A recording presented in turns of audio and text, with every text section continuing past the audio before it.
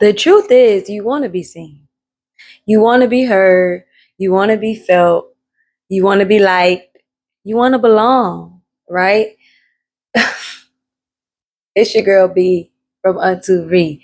And I want to tell y'all about how I overcame the fear of being seen as a writer, right? Because let's admit it, I was scared. I was scared of being seen as a writer because then that mean I actually had to write. That meant that I had to show up and be vulnerable and speak my truths and let people read my feelings. Like, it was very challenging to make this journey, okay? Out of the closet, out of the hidden space, out of isolation, and into owning the fact that I do want to be seen as a writer. I want to be seen as a creative person. I want to be valued and appreciated as a creative person. And this is how I got over it. Number one, the first thing I had to do was admit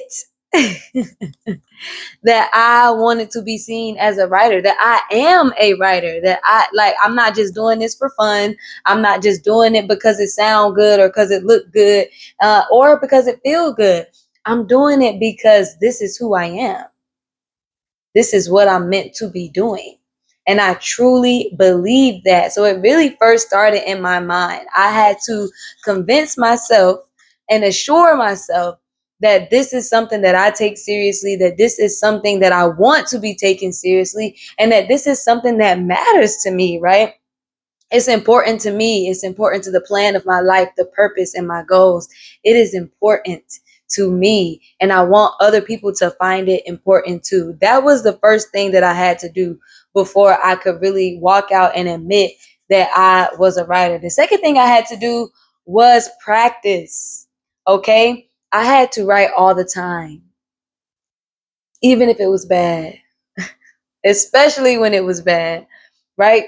Because I had to push myself to move through the bad things, to move through the hard parts, and to move through that energy of doubt. Like, even if I'm reading this and I don't agree and it don't make sense and it's annoying me, I gotta keep going.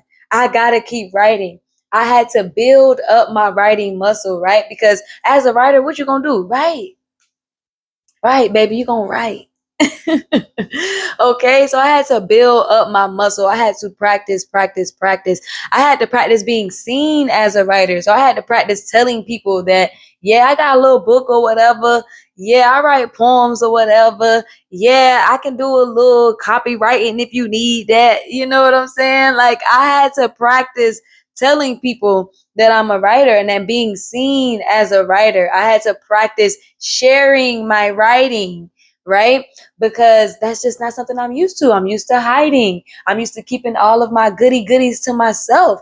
I'm used to, downplaying my write. Yeah, I write sometimes. I write on the side. I write in my little journal in the morning. I do a couple poems here and there. I had to stop that and literally confidently and wholeheartedly walk into every room and be like, yeah, that too. Yeah, that too. And I do that too. And I had to be as excited as I wanted other people to be. I had to model how I wanted to be received as a writer, right? And the last thing I had to do, y'all, is get clear on why.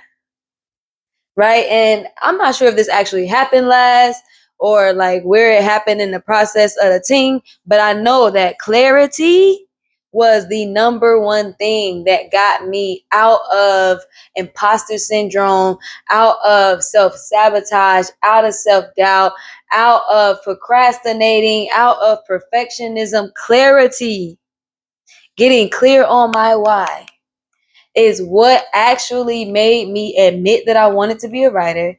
It actually made me practice and not be afraid of being seen and failing and going out there, because that meant that I was moving closer to my goal, that I was actually trying, that I was doing what I said I was going to do. So clarity on why do I believe this? Do I feel this? That is what got me through. So mindset, clarity, and action are the key to getting out of hiding. Love y'all.